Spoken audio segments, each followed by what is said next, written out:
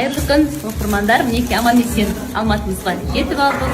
Келінімізді аман есен алып келдік. Енді бүгін беташарға дайындық болып жатыр. Созақтан, ауылдан ірімшік құртымыз келген, жентіміз келген. Тамағымызды бәрін дайындап, тағамдарымыздың бүкіл ағайын ұматымыз жиналып, бір шатырдың астында қазір енді беташарымызды тамашалаймыз.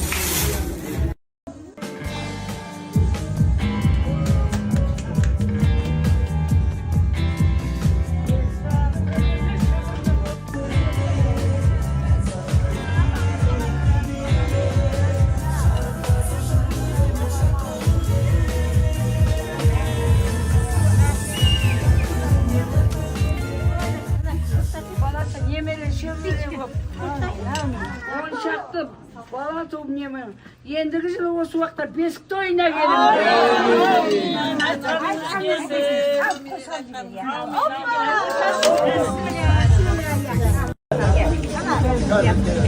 Аңғайла, тағы да не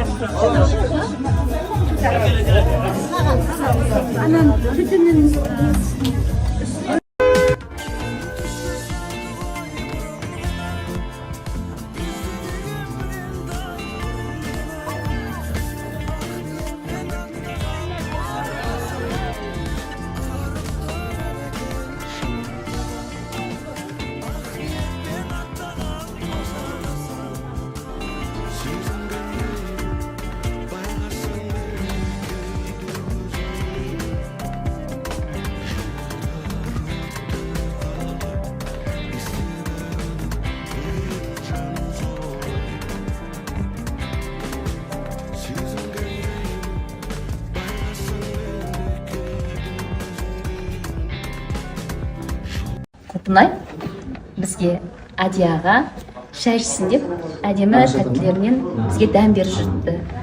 Алғыс айтамыз, рахмет Құлпынай.